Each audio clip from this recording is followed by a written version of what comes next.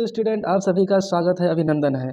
Class 10 के अध्याय 12 में आज हम पढ़ेंगे वृत्त से संबंधित क्षेत्रफल के कुछ महत्वपूर्ण सूत्र के बारे में। बच्चों, आपने देखा होगा कि अध्याय 12 में कितने सारे सूत्र का प्रयोग हो रहा है और इसको रटना भी संभव नहीं हो पा रहा है। तो आज मैं इस वीडियो में आप सभी को इस सब जो भी फॉर्मूला लिखा गया है इसको रटना नहीं समझना सिखाऊंगा। और आप एक बार ये समझ गए कि कैसे ये सब फॉर्मूले बनते हैं तो आप अध्याय 12 के सभी प्रश्नों को आसानी से आंख बंद करके हल कर सकते हैं। चलिए देखते हैं कि कैसे हम इन सभी वृत्तों की सहायता से फॉर्मूला का निर्माण कर सकते हैं। चलिए, सबसे पहले देखिए, हम जानते हैं कि किसी वृत्त को यदि परिधि को एक किनारे से दूसरे किनारे तक रेखा खींच दिया जाए तो उसे हम व्यास कहते हैं। ठीक है। और यदि हम केंद्र से परिधि तक एक रेखा खींच दें तो उसको त्रिज्या कहते हैं। ठीक है। आप यहाँ देख पा रहे होंगे कि इन दोनों चित्र में क्या भिन्नता है। क्या आप देख पा रहे हैं? व्यास की आधी त्रिज्या है, व्यास की लाइन देखिए बड़ी है और त्रिज्या की छोटी है, तो हम कह देंगे कि जो त्रिज्या है व्यास की आधी होती है। इस प्रकार एक सूत्र का निर्माण हो जाएगा। देखा आपने? देखिए, जो त्रिज्या r है व्यास की आधी होती है। आधी आधी कहने का मतलब 2 से भाग देना। जैसे हम आपको फॉर एग्जांपल बताएं कि 50 का आधा क्या होगा बच्चों, तो आप कहेंगे 25। हम पूछेंगे 100 का आधा क्या होगा बच्चों, आप कहेंगे 50। तो आप बच्चों इसमें क्या कर रहे हैं कि आप जवाब दे पा रहे हैं, 2 से भाग तो ही दे पा रहे हैं।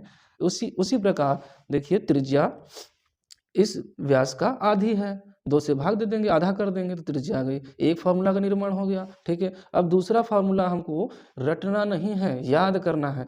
उसके लिए सबसे पहले हमको एक फार्मूला याद होना चाहिए ताकि हम इन सभी फार्मूलों को तुरंत याद कर पाएँ। एक फार्मूला वो है पहला वाला, वृत्त का क्षेत्रफल पाई आर स्क्वायर होता है बच्चों, इसको याद कर लेना है। ठीक है। उसके बाद के सभी फार्मूला रटना नहीं, आराम से फिगर के माध्यम से, इन फिगर के माध्यम से हम बताएंगे आपको कि कैसे होता है। चलिए आइए, सबसे पहले आपको ये याद रखना है कि वृत्त का क्षेत्रफल क्या होता है, पाई आर स्क्वायर होता है। ठीक। चलिए हम दूसरा आगे बताते हैं। पहला आपको याद हो गया होगा, दूसरा वृत्त की परिधि।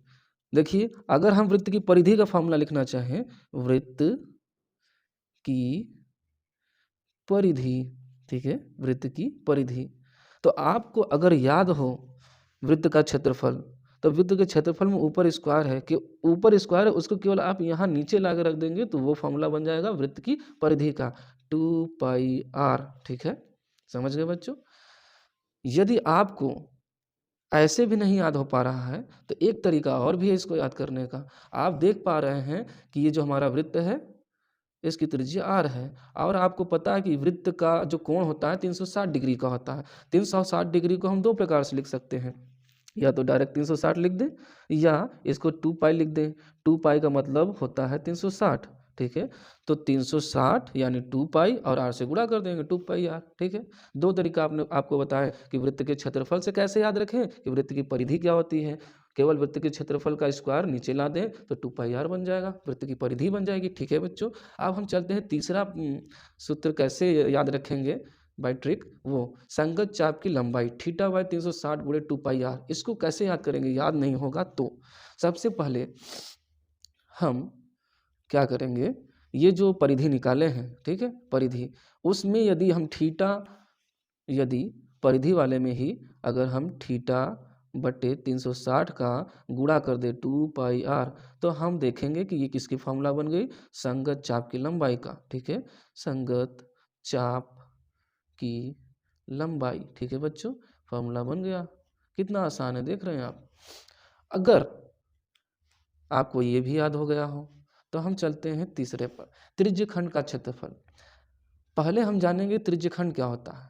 त्रिज्यखंड क्या होता है, देखिए, अगर हम इसी सर्कल में त्रिज्यखंड बनाएं तो अगर हम केंद्र से एक रेखा इधर की तरफ और एक रेखा इधर की तरफ खींच दें, ठीक है, और ये जो पूरा ये एरिया दिख रहा है इसको ले करके, ठीक है, इसको ले करके जो एरिया दिख रहा है ये पूरा कौन सा क्षेत्रफल होगा, त्रिज्यखंड का क्षेत्रफल होगा। ठीक है, ये होगा त्रिज्यखंड, त्रिज्यखंड का क्षेत्रफल। ठीक है, तो अब इसका फॉर्मूला, अच्छा देखिए, जब यहाँ से आप एक लाइन इधर खींचे होंगे, यहाँ से एक लाइन इधर खींचे होंगे तो यहाँ थीटा कोण बना होगा, कोण बनेगा ना, जब जहाँ दो लाइनें मिलती वहीं कोण बनता है।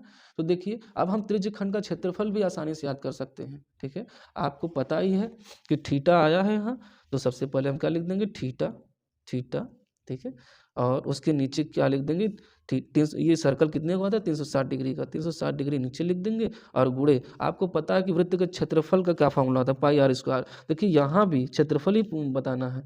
ठीक है, तो क्षेत्रफल मिल गया, इसलिए हम क्षेत्रफल का फॉर्मूला यहाँ रख देंगे, पाई आर स्क्वायर। ठीक है, अब देखिए ये बन गया ना, थीटा बाई 360 गुणे पाई आर स्क्वायर। देखिए हमने क्या किया, थीटा और उसके नीचे 360 लिखा, और उसमें हमने देखा क्षेत्रफल पूछ रहा है तो क्षेत्रफल का फॉर्मूला से मल्टीप्लाई कर दिया, आ गया। बहुत आसान है। ठीक है, उसके बाद क्या करेंगे बच्चों, तीसरा देखिए निकालते हैं, ये भी याद हो गया होगा आपको। ठीक है, देखिए वृत्तखंड का क्षेत्रफल पता करना है, वृत्तखंड का क्षेत्रफल। देखिए वृत्तखंड कैसे बनता है, वृत्तखंड यदि आप यहाँ से केंद्र से इधर एक लाइन खींचे, इधर एक लाइन खींचे, तो ये क्या बन गया, ये बन गया त्रिज्यखंड। और इसी त्रिज्यखंड पे एक क्या खींच दें, जीवा मिला दें यहाँ। ठीक है, तो यहाँ आप देख पा रहे हैं कि एक त्रिभुज का निर्माण भी हो रहा है, और यहाँ कुछ जगह यहाँ पर बच गया है, यहाँ कुछ जगह क्या हो गया है, बच गया है। इसी को हम कहते हैं, इसको क्या कहते हैं, इस एरिया को हम कहते हैं लघु वृत्तखंड। ठीक है, लघु वृत्तखंड इसका नाम है, लघु वृत्तखंड।